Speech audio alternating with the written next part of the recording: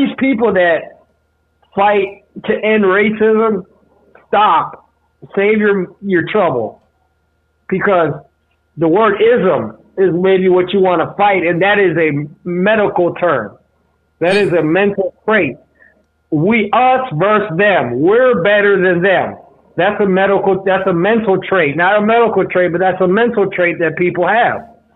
So if you took away black and white and you put all black people in this world, guess what it would be? Light skins would be on top, darks wouldn't be shit. Or white darks would be on top and lights wouldn't be shit. If you had all white people in this world, the ones that are pale skin wouldn't be shit and the ones that are tan would be on top. If you go to Africa, well, how can there be racism in Africa, DP? Guess what? There is. A lot of it. Just as much as there is here in America. And you go, how? The ism over there is, what neighborhood are you from? Oh, y'all some bums over there. We're ballers over here. Fuck y'all. You go to Sudan. The dark-skinned Sudanese are the maids for the light-skinned Sudanese.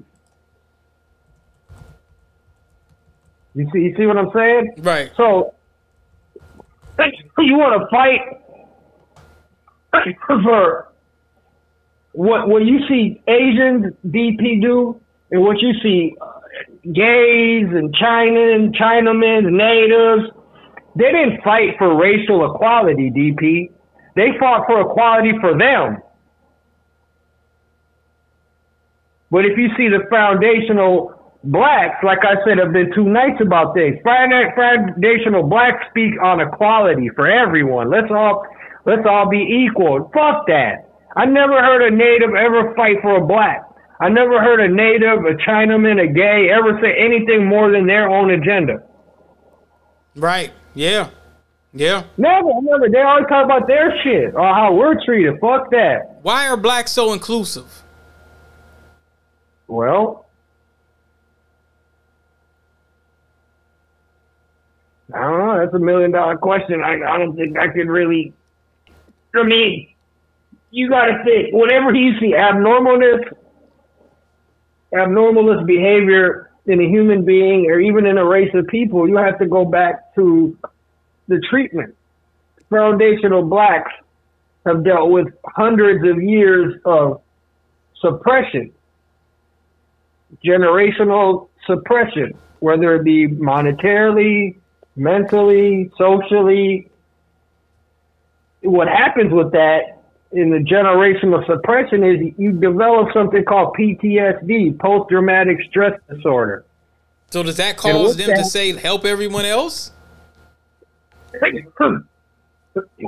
No, but it causes abnormal behavior. Whenever you see abnormal behavior in a human being or abnormal behavior even in a race of people, whenever you see a trait that's not thinking clearly, and then, you go back to whenever you look and you think and you close your eyes, anyone in the world, you think foundational black. The first face that pops into your brain is Martin Luther King. Martin Luther King used to hold hands. Equality, everybody, I love you. You know what I mean? Guess what? White people didn't like, and I hope what I say is just my opinion. I hope I don't upset anybody, but I thought white people disliked Martin Luther King. Oh, they did. Big time back, even back then. Yeah, they disliked him. But I thought they feared Malcolm X. When Martin started talking about getting that check, they like, oh, he got to go. Because as Martin. Huh? I mean, they had a hatred for Martin Luther King for what he was doing and attempting to do. But they had a fear of Malcolm X. Well, yeah, Malcolm used to just call them out as, hey, y'all, all you race soldiers, all you white supremacists, y'all are devils. He'd just tell them straight to their face. He'd be like, look, you remember what he used to always say about the white liberal? He says the only difference between the white liberal and the white conservative is white liberal, you can't trust them. The conservatives just gonna let you know, hey, you niggas ain't, what did Mitch McConnell say? Go to Obama. What'd you come into reparations for me for? You should have asked Obama. I don't blame Mitch McConnell for saying that. I mean, I can blame him for his overall thought process. But for that particular statement, I don't blame him at all. He's like, you had a black president and you didn't say nothing to him. And you know what? We should have said something. We never asked Obama for reparations. I remember Dr. Umar was talking about that. Like we should have checked them about that. Like, no, nigga. I never heard the word. But here's the thing. This is a phrase that Jadakiss said to Puff Daddy when they were arguing years ago on the Angie Martinez show. He said, "Don't get on the radio and act like you a tough guy when you know we can't get close to you." Yeah. None of us can get close to Obama to ask him that. How? This nigga was insulated like a motherfucker. Yeah. He never did shit where if he was real, he'd come on some kind of show and just be like, "Hey, people, just ask me whatever you want." He was so insulated that he was never asked that. The word reparations, anti-black crime bill never came out that man's mouth. And he made sure that, you know why? You know how he was further insulated? The Congressional Black Caucus. Every single one of them niggas is Sambos. They cover for him. When you gotta, okay, cause let's look at it from this standpoint. Let's look at it from a technical standpoint. Clyburn been around for over 35 years. He ain't never said nothing. When now folks could get a little closer to Clyburn because he's down there in South Carolina. It was some young black folks that pulled up on him like, nigga, you've been around for a minute. Yeah, I remember the clip. Yeah, South Carolina is one of the poorest districts in America. And when them young folks pulled up on him like, nigga, you've been around for years and you ain't did shit. You're a waste of time. You could go away tomorrow and you wouldn't do anything. And you don't. So Senator Clyburn, and he's a majority leader. He's the head coon in charge. He's America's favorite sharecropper. You know, that election is what, every 4 years? No, congressmen, they stay in there much longer. It might be every 4, but you got to think. That motherfucker keeps winning though. You know why? The same thing you told me about in Minnesota where you said SSI, you use the term Social Security reparations. Hey, every 4 years, we going to take your money. So just vote for me. So what Clyburn does is he gets a Popeye's chicken fish fry, and he shows up and says, all right, I want all the black folk around this county here. I want all of y'all to come up here and have some fried chicken and some fried fish and collard greens. Now vote for me. I'm going to make sure you have your little Social Security. You know, I'm going to throw, we go down and get a beer. He does that every few years. Every election time, he throws a fish fry. And he gets all them civil rights niggas, the ones that identify with people like him. Hey, what you think about the young people? Oh, man, we don't care about them niggas. I got mine, they can get yours. I got mine, they need to get theirs. What you think about the young people, Clyburn? Man, don't be fucking with me about them reparations. What you asking me that for? He's one of those kind of niggas. So everybody that votes for him are like that. They're like the old niggas that just want a fish sandwich, and they got a nice little Cadillac. They're on they're either on Social Security or they're getting their pension. So when you ask them about how are things for the young people, damn man, a house is $400,000. Damn man, this nigga shooting fentanyl and gangbanging outside and not even really selling crack. Everyone's on fentanyl. What do you think about that? Well, I got mine. Fuck them niggas. That's their attitude. So those are all the people that vote for him. You see what I'm saying? So that's why when you get close to Clyburn and you start asking about reparations, he gets offended. He don't want reparations because it's going to be a young nigga that's going to be not like him. He's like the old guard, the old plantation overseer. You remember Roots when we used to watch Roots with Kunta Kinte and Fiddler? Yeah. They used to hire now Fiddler. A lot of people would say Fiddler is a coon, but Fiddler, like you said, PTSD. Fiddler's been on the plantation. He's been a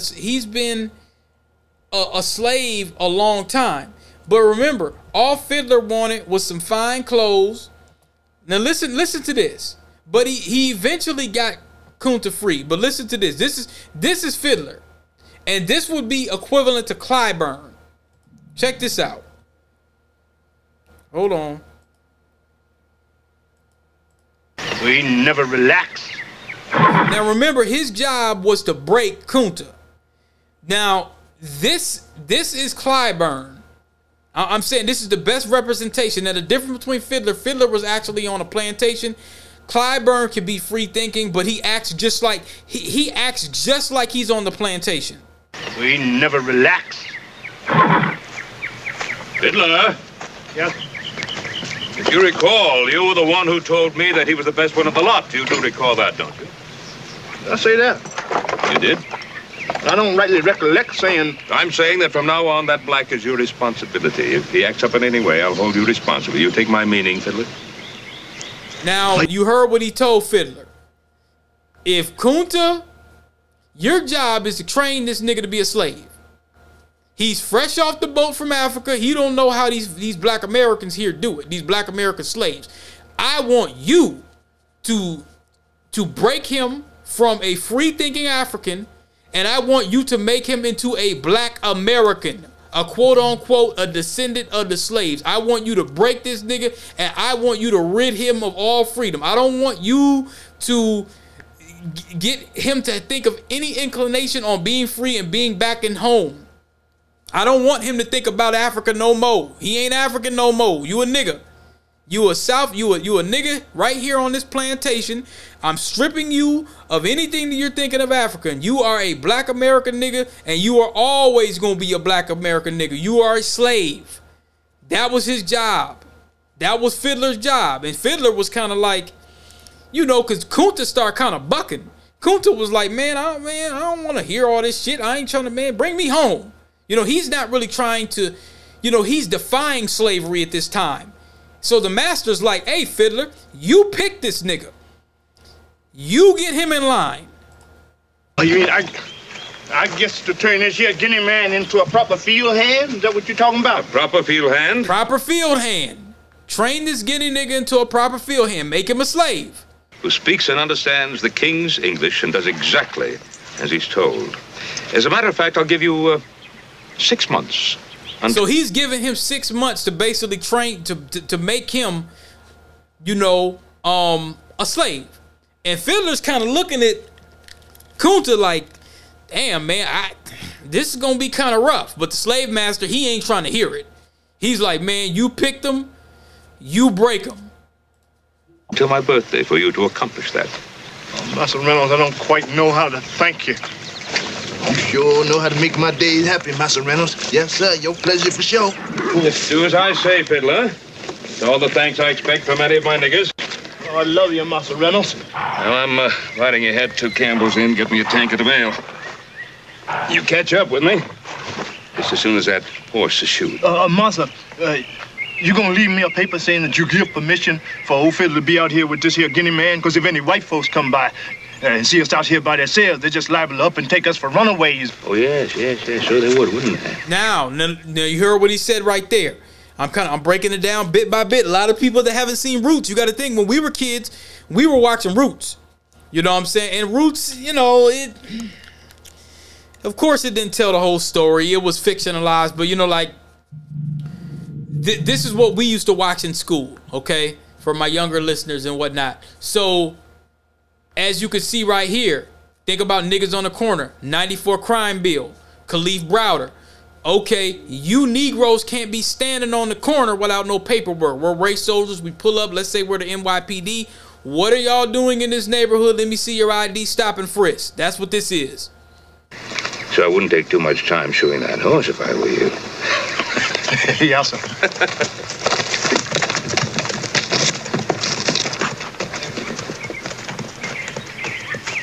Wouldn't take too long shoeing that horse if I was you. Wouldn't take too long. I'd right enough say I wouldn't take too long. Here, massa. Toby, Guinea man. And you know what? Let's give a shout out, man, to Louis Gossett Jr., man. Rest in peace. Rest in peace to Louis Gossett Jr. Man. Hear him tell old Fiddler about making you into some righteous sort of field hand?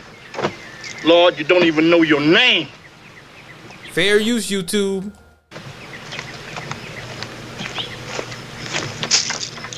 First lesson. You Toby, and I's Fiddler. And I'll rip your black hide if you don't do what I say. You don't know where you're going. You don't know about hoeing no tobacco. You don't know about no Mr. Ames with no whip. Don't know how to talk either. Get on up in there. No. Now, we'll talk about that in a minute. That, if anybody, you know, we was kids, we was coming up, me and Solomon watched Reading Rainbow. One of the most influential and one of the most positive reinforcements of black literature that we've ever seen of our lives. LeVar Burton. Shout out to that brother. He played as Kunta Kinte. We're looking at some legendary brothers right here. You on a wagon. This is a wagon. You say wagon. You say wagon. Wagon. Good, Jenny man. Now, Master give you a new name, too. Master say you name Toby. That's who you is, yeah? Toby. I's Fiddler. Fiddler. Check this out. Fiddler. Because I plays for the Christmas and the Jubilo. Sarah's Fiddler. That's me. And you say Toby. Kunta Kinte. Now you see right there? He bucked up. No, I'm not changing my name. I don't adopt that name.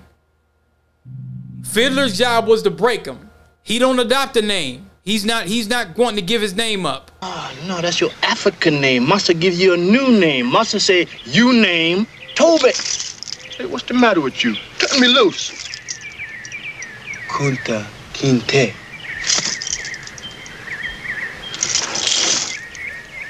You Africans are all alike. You're crazy. Master say you name is Toby. That's who you is. He own you. He can do anything he want with you. There ain't nothing you can do about it.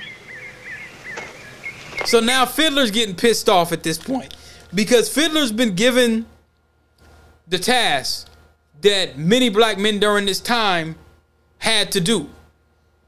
You got to break this African here, remove him of his cultural heritage, strip him of his knowledge of self, and you give him a new name. He doesn't have his African name anymore. You are now a black American. You're a slave. You gonna work on this plantation. You gonna do what you told. Toby's not. Kunta don't want to do that. Kunta's like, no, I want to adhere to my name. And Fiddler's kind of telling him like, nigga, you gonna get us fucked up. You gonna get us hurt bad.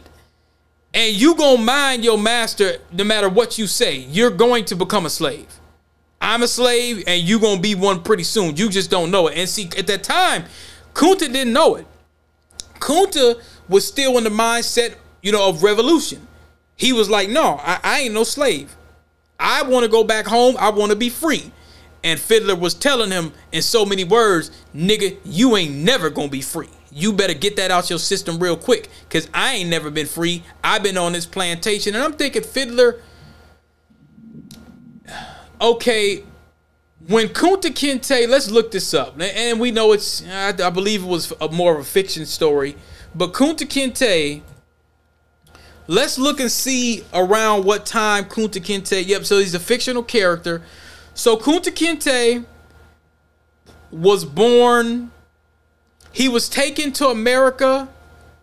They say he died around 1822. So they say he was from Gambia, Gambian man, born around 1750. Okay, so just so folks could get kind of a somewhat of a historical reference, not right on the point. You still there? Hello? Yep. Yep. So around 1750, they say he was born, and they say died around 1822. So let's just say from 1750 to what, 1812, he would have been. Hold on. Wait a minute. Let's get this right. 1750. So from 1770, he would have been 20 years old. So he was born, they said, around 1750 in the Mandinka village. 1767, looking for wood. They captured him.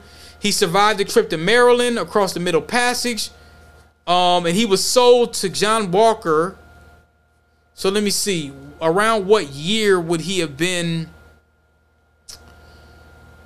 So okay, so around 1767, so I was right. So if he was born in 1750 and he was sold in 1767, so he was around maybe 15, 16, 17, 18 years old when he was captured and brought to America.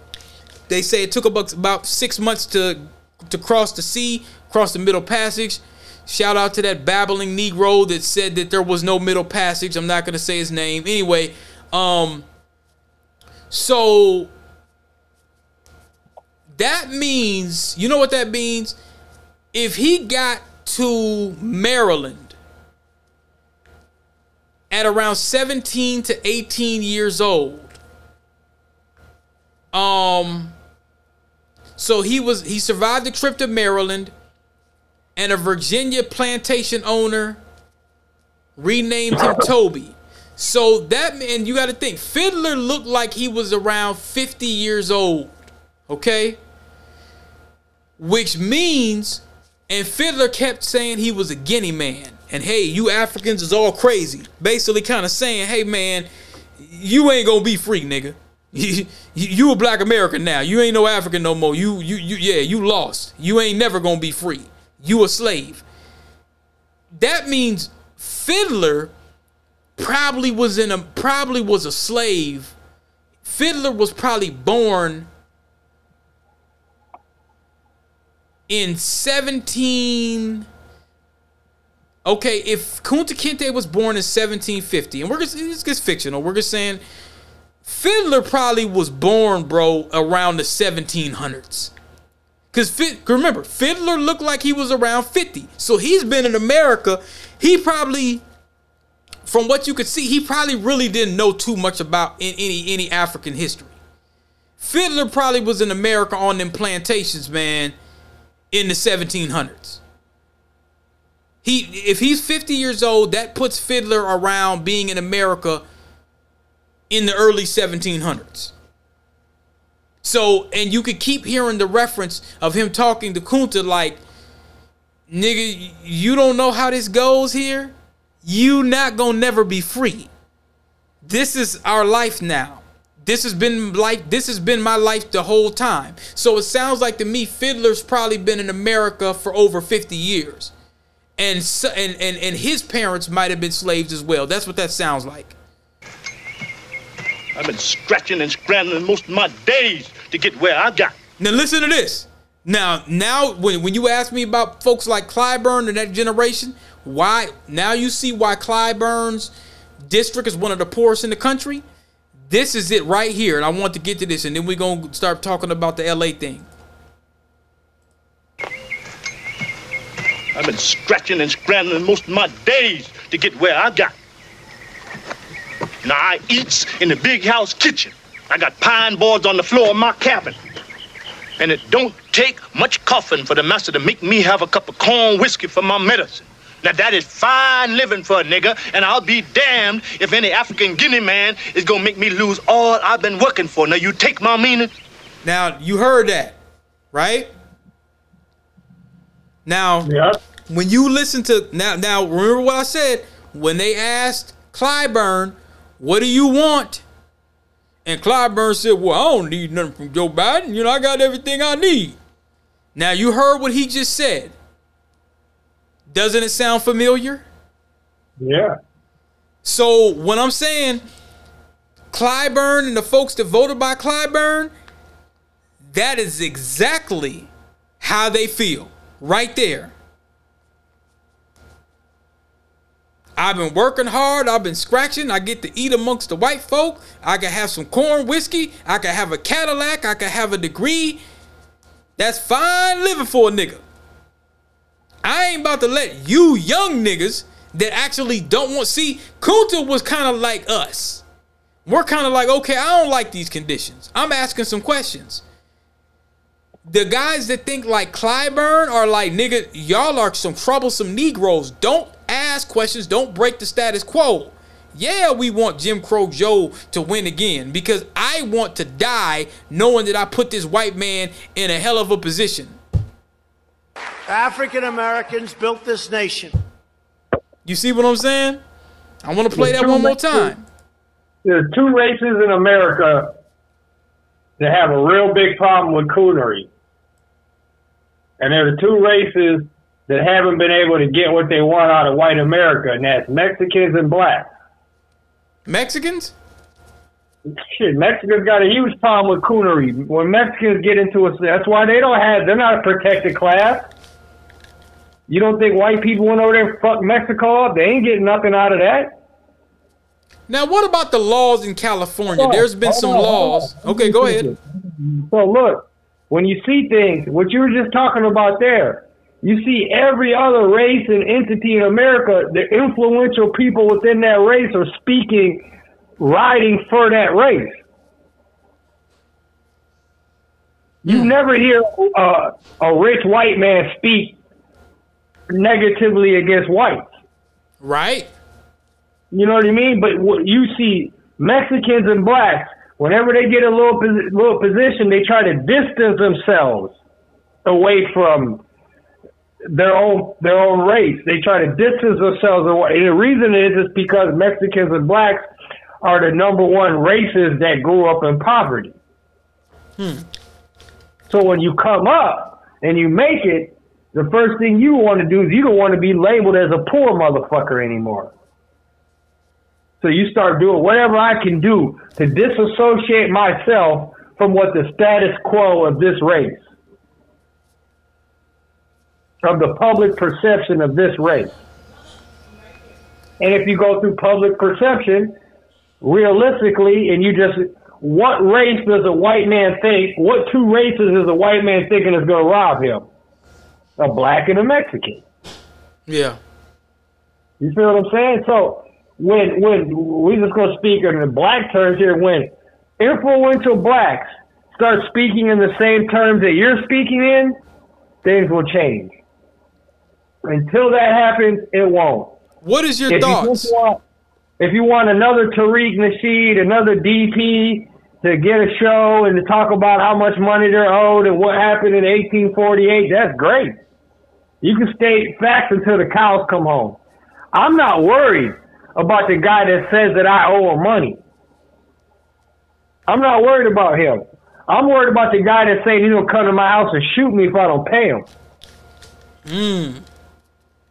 That's what I'm worried about.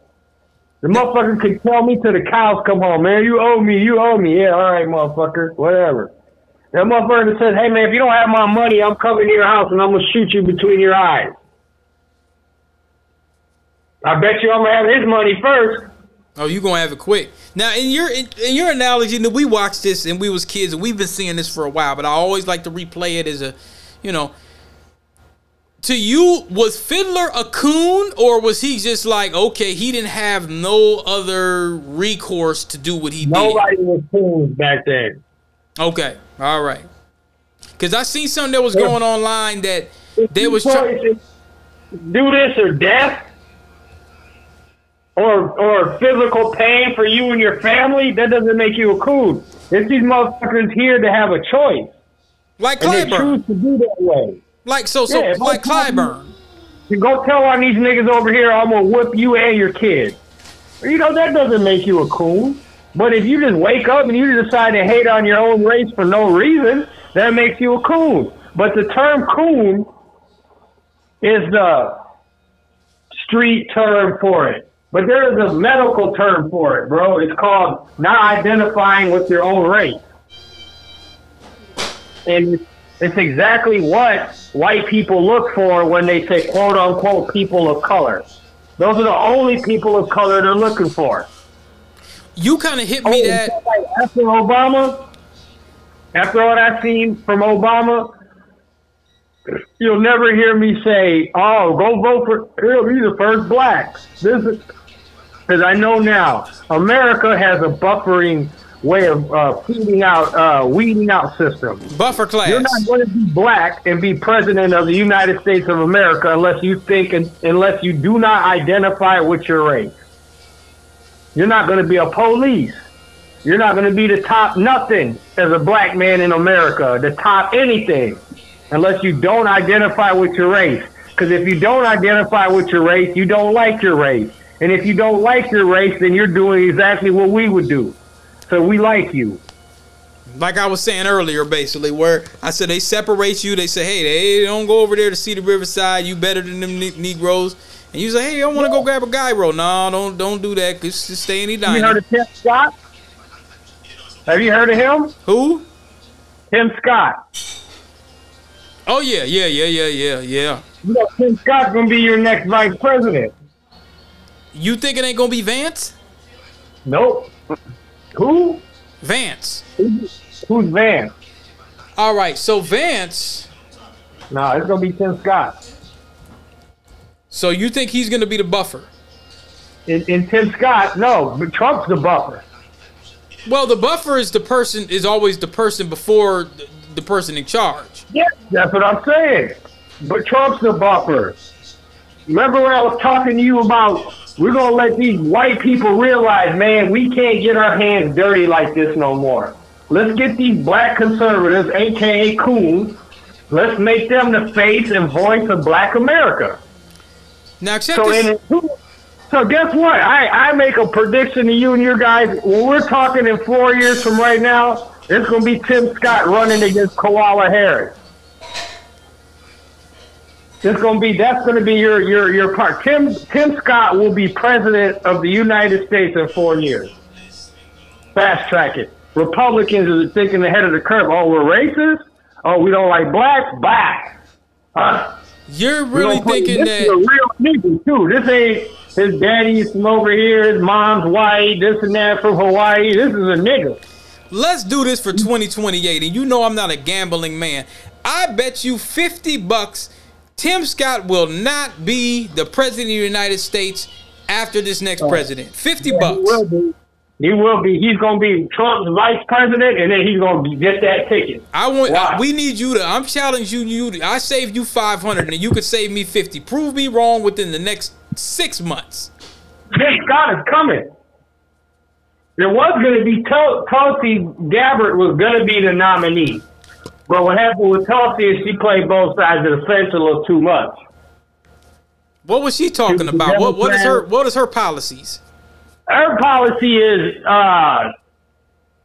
well, that's the thing, is what everything has changed, because she was a Democrat, a hardcore Democrat for a lot of years, and then she had it out with Koala, so she became a Republican. You know, so she lost a lot of credibility with that. Let me ask you another question.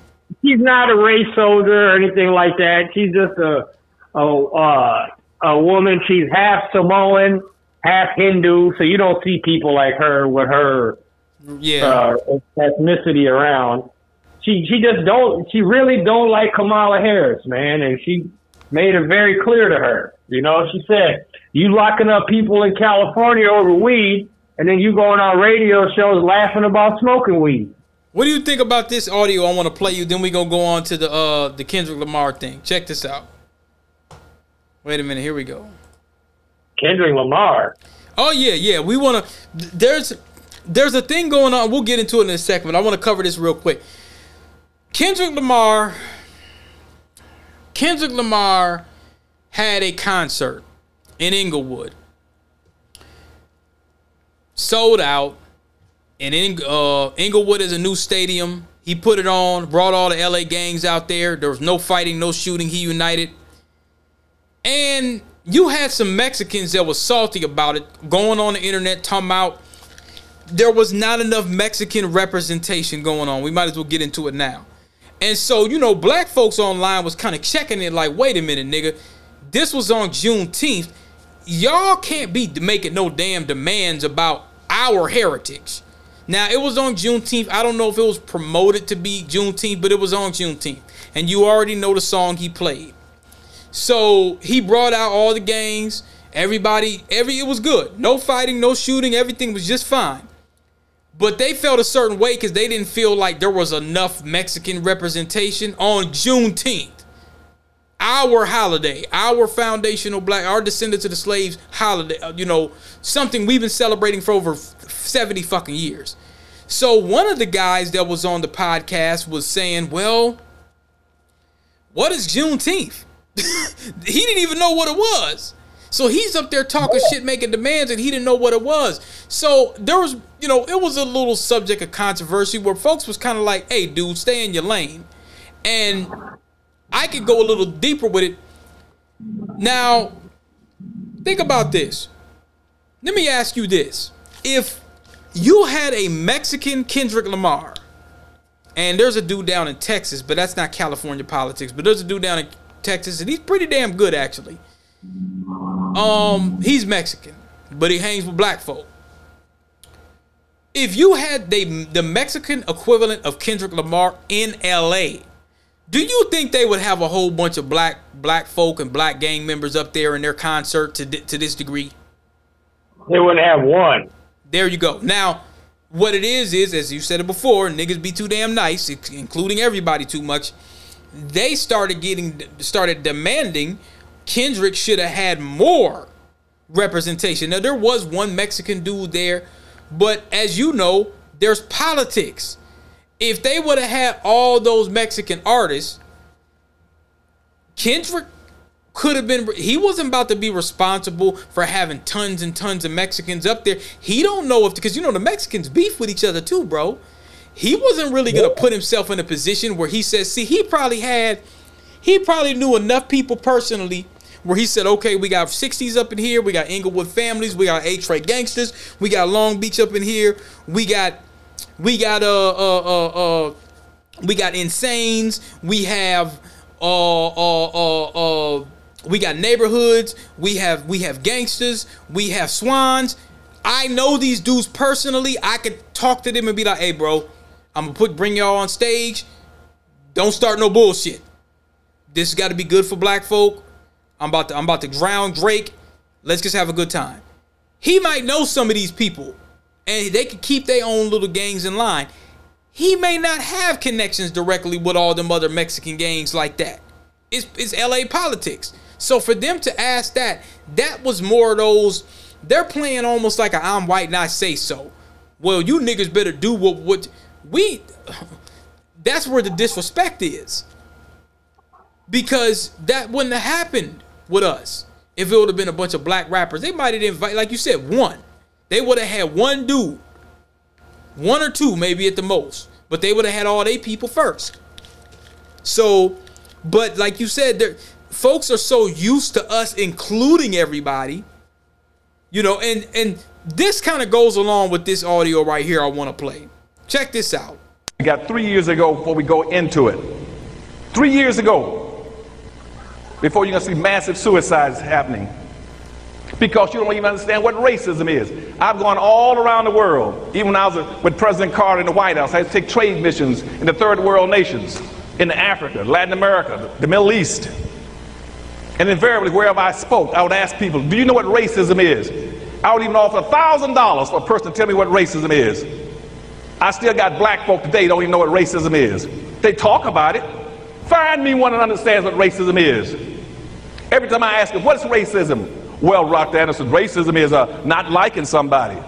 It's prejudice, it's bigotry, it's hatred. No, it's not.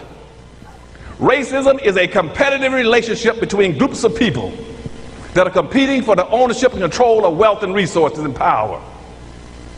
That's what racism is. Racism is a group phenomenon. Racism is a team sport. You cannot participate in racism if you don't play as a team. You can't correct it. You're not even in the game. Racism is like football, basketball, and baseball. You play as a team or you lose. And I got all these so-called educated blacks in America on TV, heading up civil rights organizations, getting elected to public office. Don't you understand what racism is? That's why they don't do anything. They go there and tell you, well, I'm in a public office now, I'm a mayor or governor. My thing is to make sure everybody get along. That's not affecting racism. Nobody asked you to get elected to office and make people get along. Now, racism never existed on the earth until the 1400s. Never had it. There was no such thing as racism. You had people, for instance, who had practiced various forms of discrimination. We even had slavery. But to be enslaved prior to the 1400s, for only three reasons. Either you were a victim of a religious persecution, or you had some indebtedness, it was enslaved, or you were a prisoner of war. Those are the only three reasons you could be enslaved until the 1400s. About 1442, when Magellan, he went around, Henry the Navigator rather, went around the coast of Africa and picked up about 16 blacks and brought them back in 1442 and gave them to the Pope as gifts. And those slaves worked around the Vatican in Italy from 1442 and about 1488. And it became a good thing to have all these blacks working free around the Vatican and in the Pope's space. No labor to be paid for. Other people wanted those advantages. So Pope Pius put out a public edict. Pope Innocent put out a public edict saying, look, if you want some slaves, go get some, but get black folk. He put out a public edict saying, if you're going to enslave anybody, enslave black people. And once that hit, all of a sudden everybody got interested in getting slaves. And that started the whole movement in 1488 and 1489. Now that right there, what you said earlier, you said team sport, remember? Now this was back in the early 90s. Because you could see Dr. Claude Anderson, he looked much, he probably gave that speech in 92, 94, 93 or something like that. Maybe even earlier than that. Maybe even earlier than that. And I think about what you said about, well, everybody has their representative. He said it doesn't work unless it's a team sport. Now, remember what he said about the politicians. He said they didn't even know what racism was. They were like, oh, well, somebody's not liking somebody. They ain't got nothing to do with that. This is the early 90s. So when I talk about you get a Clyburn, remember what I said very, very earlier about Harris. They only put Negroes like this in positions like that. When somebody like Claude shows up, they lock their doors. They don't want to have anything to do with him because that's upsetting the status quo, and they have their nice Cadillac and their nice little house out in the suburbs. So they don't really want to rock the boat when it comes to that. But but what I just played for you right there, how you said other people have representatives like that. You said the gay community, they got a Dr. Claude Anderson. The Jewish community, they got someone that speaks for their people like him. We have him, but he's not in these positions amongst, you see what I'm saying? We got somebody that tried to speak for us, but as you can see, so but anyway, back to the Kendrick thing. Yeah, they were basically trying to force their way in. Let's, you should include more of us. And Kendrick didn't play he didn't play as the fall guy. No, I got the people that I want, and this is Juneteenth, and this is our concert. We got to start gatekeeping our own shit. We can't let folks boogeyman and bully us just because, well, we know that most black people typically feel bad, and we got to feel like they include everybody and whatever. No. So now I want to go into this other subject here. And then we're going to get into the business thing. Now, L.A. and Nipsey Hussle. I asked you earlier this week, did your family members know who he was? My grandmother, no. But my mother knew who he was after he died. Okay. Now, what was it when she heard it, and when she heard about it, how did she first hear about it? From you, or it was other people in the community that were talking about it? Yeah, they opened up the community center in St. Paul, the Eritrean Community Center. They opened it up, and people mourned as if they would if somebody died from here. Okay, so he was a big thing amongst the Eritrean community here in Minneapolis. Well, yeah, he was our biggest star. Now, he was definitely Eritrea's biggest star. Tiffany Haddish as well, but her star didn't last long, Yeah. Now, but he was our biggest star and biggest advocate. Now with remember I was telling you that I listened to a story where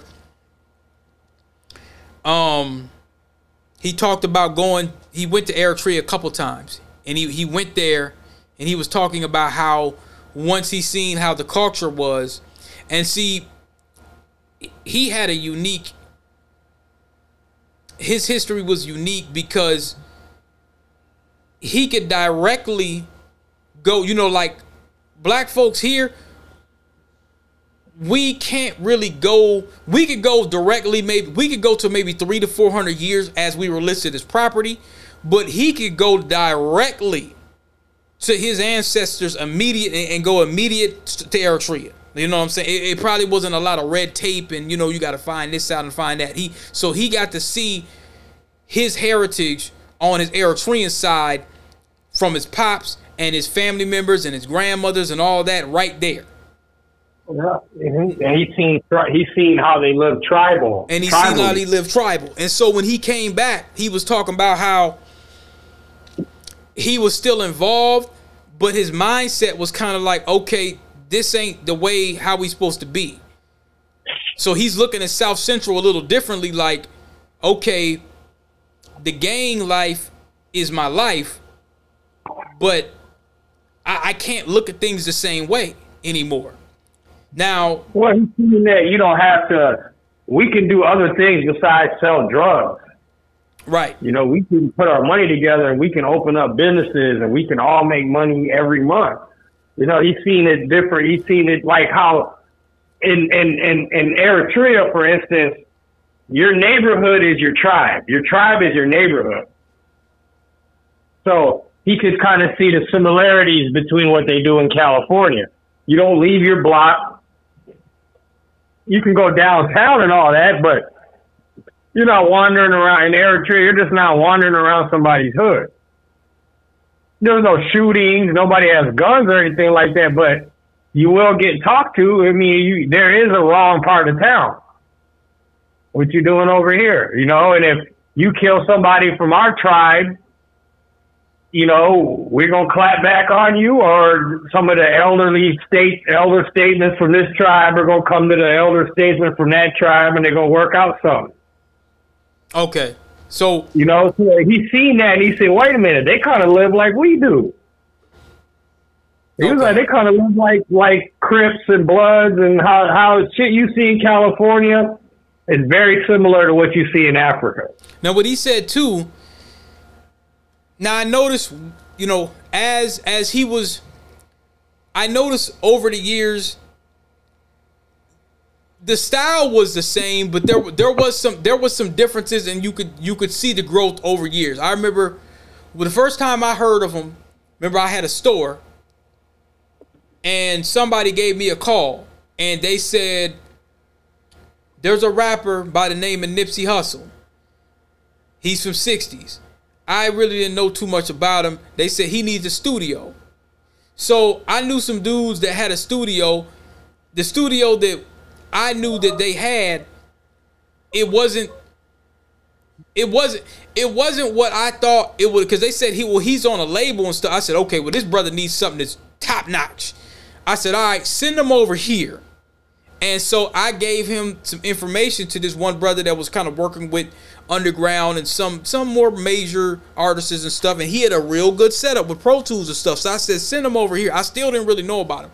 So then I start going on the internet. You know, I'm downloading mixtapes. I'm selling mixtapes, and I see Bullets Ain't Got No Names Volume 1.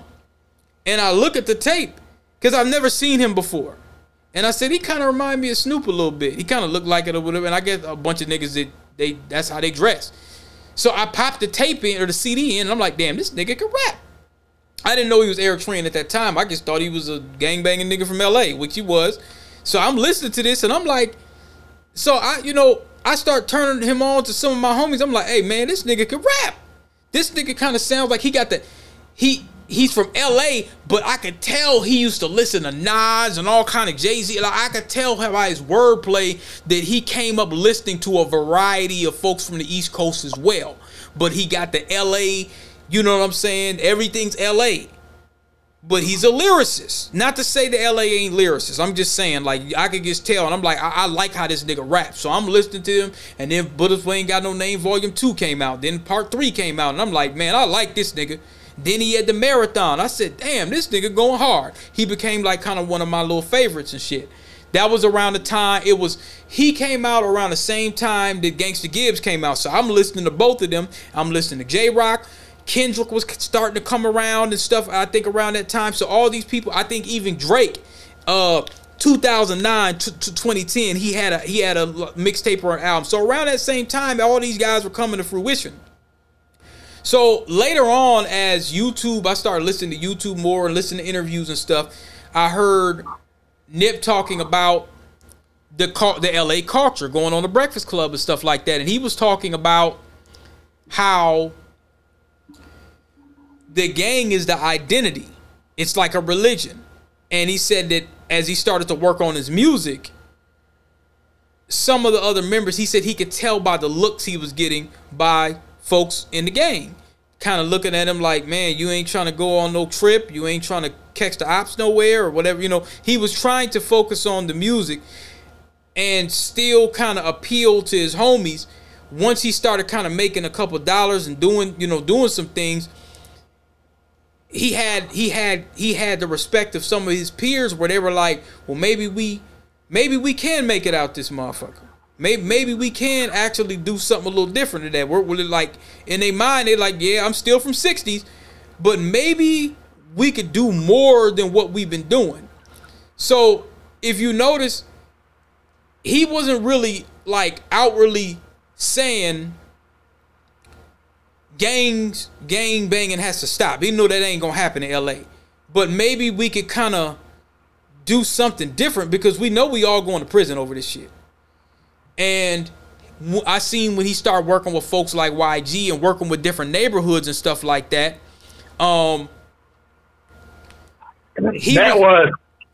the working with YG and all that is what he's seen in Africa. Okay, so when he went to Eritrea, he seen, wait a minute, we are our own tribe, they're their own tribe, but there's no beef. Right. It's just we are doing us. We making sure we eating over here. They making sure they eating over there. They ain't fucking with us. So we cool. You know what I mean? So he looked at it like we can be more than just a bunch of niggas that shoot each other. But he had to be careful on the way he worded it because you had a lot of people. You had folks that was like, okay, this is LA. This is still politics. We may not be able to do songs with certain people. Now, Compton, I don't think really had issues with his area. Compton is a little farther away. Like it's not like the chances of you just running into a YG, you probably ain't really gonna run it. You're gonna run into your enemies before. If he was gonna get killed, it was gonna be by another rolling 60. It wasn't gonna be by a rival gang because I don't even think he was actively gangbanging. No, he wasn't. But yeah, so there would have been no need for a Pyru or something to roll up on him. But so you know how it is. Some people might be like, "Well, hey man, this is him. I could have this on my name." They could still they still could have caught him down. They still could have caught him down bad anywhere. Just to, because you know how ignorant niggas is. That we're in LA. I caught him as a target. See, the thing is, there's a lot of controversy behind that. Like there's people that say that he called the shitty cuz a snitch, and you shouldn't do that without paperwork. And then if you listen to Cowboy, he'll tell you that he never called him that. Oh, okay. And then if you listen to Whack 100, he'll tell you that those two had a fight 3 days before that. Okay. Shitty cuz and Nip. Well, I mean, he obviously, the dude that did it probably would have some jealousy. Now, I'm going to go even farther than that. Remember, he was buying prime state property. LAPD never wanted him to be there. He was getting richer and richer. He was doing something that was also upsetting the status quo. We can't have a gang member in LA buying property, going legit, and we're getting ready to put train stations and stadiums in Inglewood and all that. We want to gentrify this neighborhood. So for all we know, it could have been a higher hand to say, wait a minute, we can't have this, because he's kind of teaching. You got to think. He's kind of teaching other gang members in LA to say, well, wait a minute. You ain't got to stand on these corners and shoot each other. You could have a marathon store. That's dangerous. That's extremely dangerous thinking. You could invest in my store, and I'll hook you up monthly. But see, here, I'll take it one step further than that, where their problem with it was. It was all that. But it ties into Kamala Harris and the 3 strikes and you're rural, 3 strikes and you're out in California and squeezing niggas in California. What Nipsey Hussle was doing that was upsetting them wasn't buying businesses. That's not the problem. The problem was that he was buying businesses and he was doing 2 things that really upset Los Angeles Police, LAPD. One was he was employing felons. Yeah, he was. Which is something that they don't want. They want, in California specifically, but all over America, but in California, if you're black and you got a felony, they want you to just suffer. Right, yeah, yeah. Work at McDonald's or suffer. They don't want you, wait a minute, you can make $1,000 a week working with him. He don't care that you're a felon. He knows you. Because if you're a business owner, I can hire whoever the fuck I want to hire. As long as they ain't in prison, I can hire. I don't have to care about their criminal. I don't even have to run them if I don't want to. Right? Right. So he was doing that. There's another thing he was doing. Here's the main thing he was doing that upset the LAPD, and no one's talking about this. He was washing drug dealers' money. Now that's confirmed. There. Come on, man. It's obvious. He was washing for a cut. For a cut. You know what I mean? Hey, you give me 10, I'm going to wash $10,000 for you. Give me 12. Now, do you think it was a situation where they were trying to extort him, or they were just like, hey, man, just look out, I got you? No, that's not extort. He's looking after all the rolling 60s niggas that's hurting, that's stuck. You know, I got $20,000 in drug money. The fuck I'm going to do with this? Well, okay, go down here to the Secretary of State office, open up an LLC, and then act like you just bought these products for me, and I'll act like I charged you $10,000 for it, but I only charge you $500. So I got these T-shirts. Here goes the bread. I'll wash the money. That's different. Washing money. So you own the business. You own the store, right? Yeah. Okay. Say I got $20,000 in drug money that is unaccounted for. It could be taken from me by the police at any time. All right, DP. Here's what we're going to do. I want you to print up some receipts saying that I bought $10,000 worth of clothes from you. All right, cool. Bet. Now I'm only going to give you $500. You're going to give me $500 worth of clothes, but you're going to do your inventory and act like I just spent $10,000 with you. Oh, okay, I see. Yeah, so I just washed my money out. Or I could take that $10,000 and invest it in your business. Now I own 20% of your business. So I do a tour. Let's say I did a tour. No, not even sell it. Every month when you make your profit, I get 20% of it. Clean money. I just took dirty money and made it clean. But they weren't able to prove that.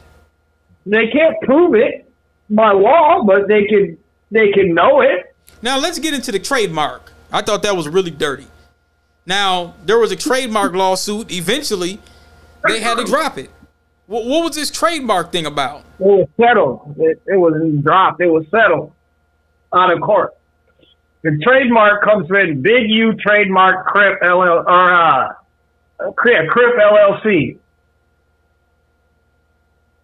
Yeah, but why should he be able to use the Marathon store? Because he's saying that when Nipsey Hussle created all those trademarks, he was under my label. Oh, well. So that's where he feels his legal standing is. Because, like, say, for instance, you wrestle for the WWE and you create a character.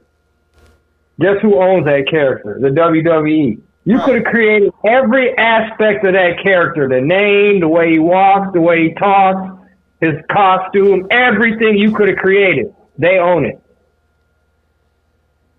But they stopped doing business at one point. If you're, what's that? I think they stopped. They cut business ties at one point. With who? I remember Nip started. No. Yeah. No, if you fuck with the WWE, will sue your ass if you fuck with their trademark intellectual property.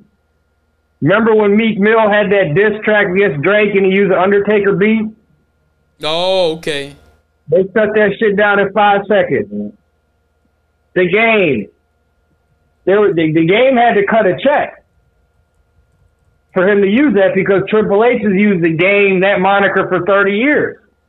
Just like, So what happened with that is, Big U is saying that when the marathon continues, when all those phrases were created, it was created when he was under, what is it called? Something Unique Entertainment. Big U has a label, or at least did. I think it was called Unique, right? Yeah, let me read it real quick. He's saying that when Nip created all that shit, he was under me. So I own that shit. So he did that knowing Black Sam will cut me a check.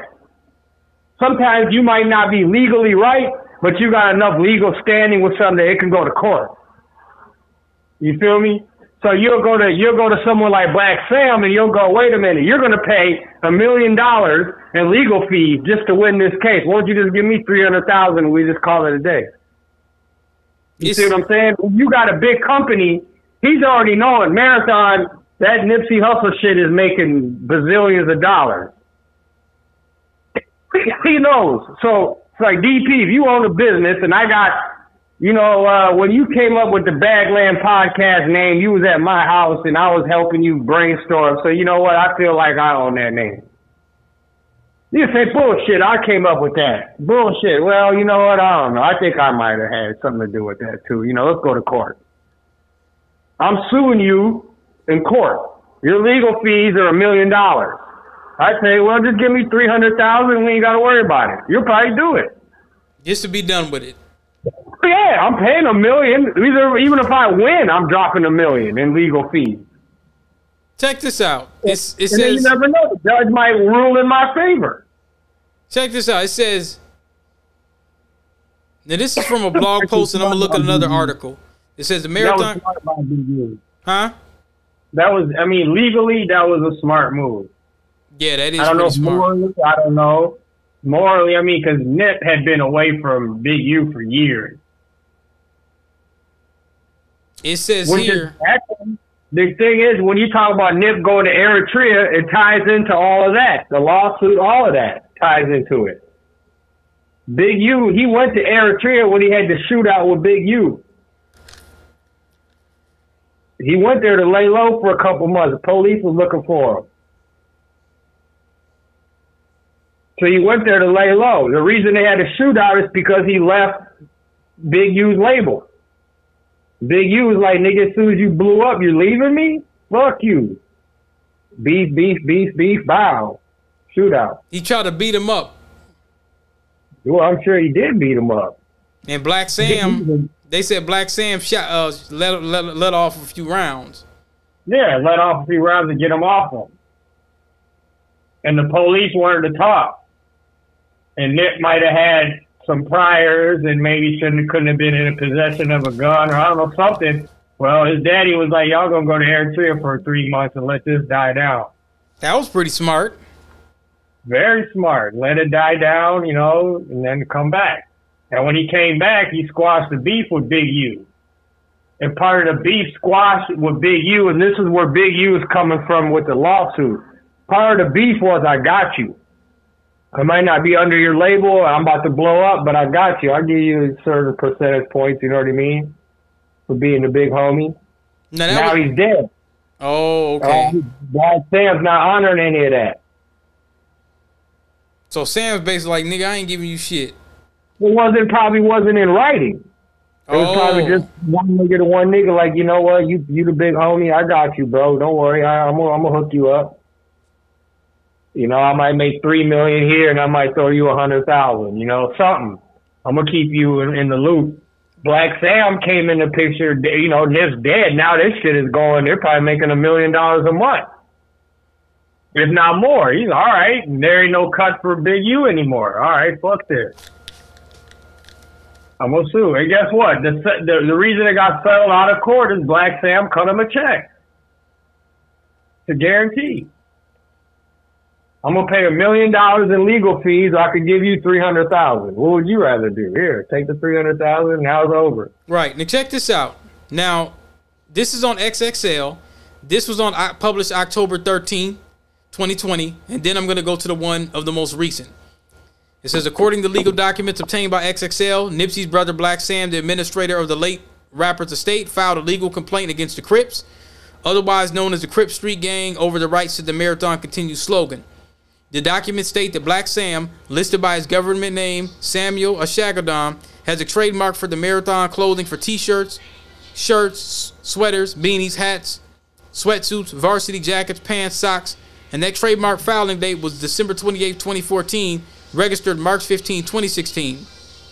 He also owns the rights to the following marathon-related phrases: the Marathon Continues, Marathon Clothing, Marathon Store, Marathon OG, Marathon Film in the United States in relation to goods and services, including but not limited to philanthropic services, charitable services, film and video production services, film and video writing and directing services, clothing, headwear, and footwear. Now, it says in the lawsuit, Ashagadam has accused the organization of filing trademarks in May of 2019 for the name Marathon Continues. So that was literally, Nip died in March. They filed trademarks literally 2 months after the man died to be used for arranging and conducting youth sports programs, concert booking, developing educational manuals for others in the field of community organizing, gang prevention, gang intervention. Because remember, Big U does the gang intervention. Doing all this, right?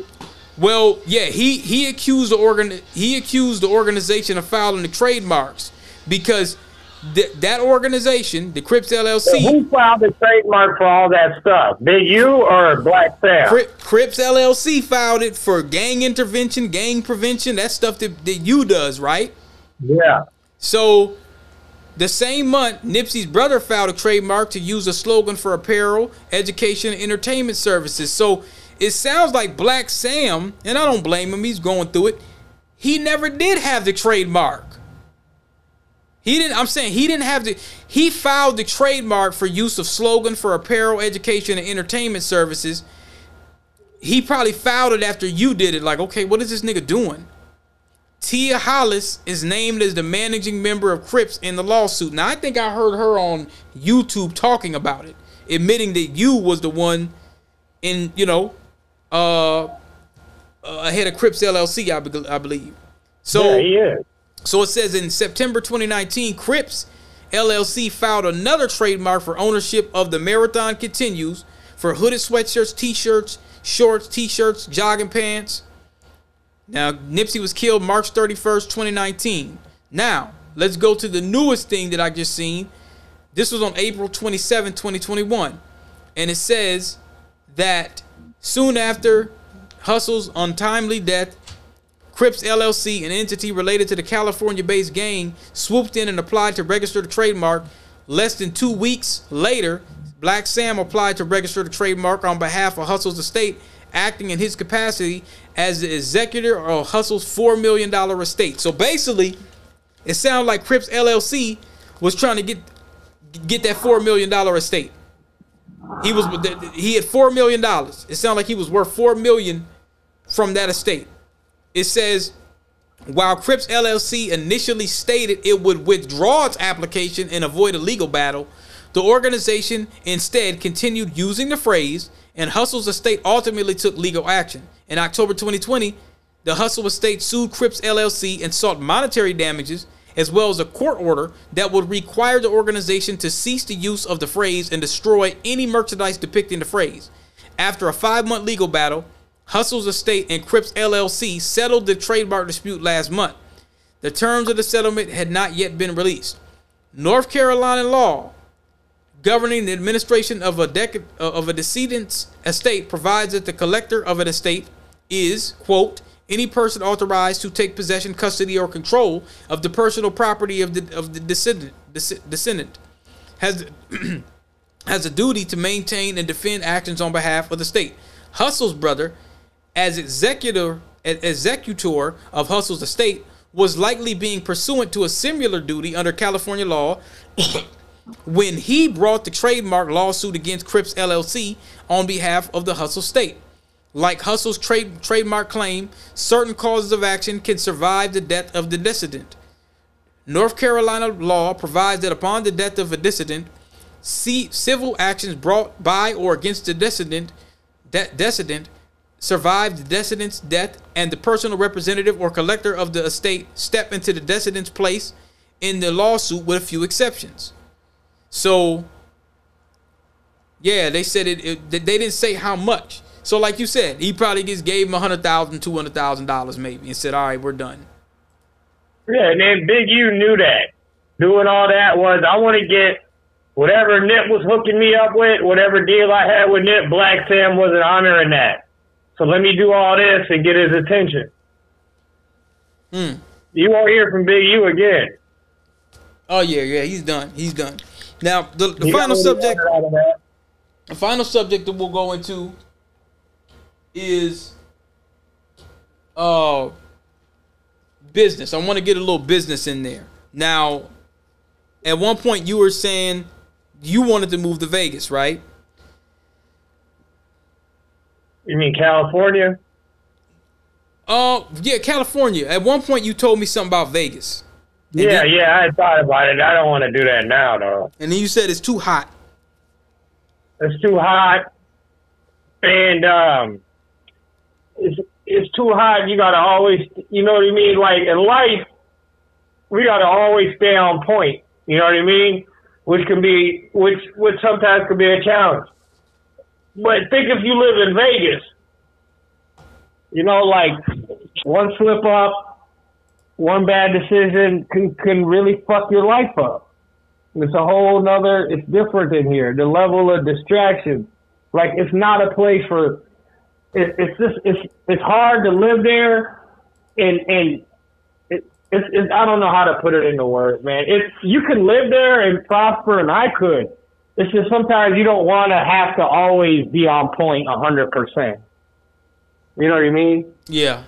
Like, if you have to be successful in Vegas, you got to be militant. Don't say nothing. Just give me your black. Yeah, you have to be militant about how you go about things. Like, everything has to be structurized. You can't just go by the seat of your pants. I don't know what I'm gonna do today, or I don't know what I'm gonna do tomorrow. You can't live like that there, because the distractions are through the roof. There's slot machines everywhere. What I mean by everywhere, if it ain't the church or the library or a school, there's a slot machine in there. Put it to you like this: I've seen a slot machine in a funeral home.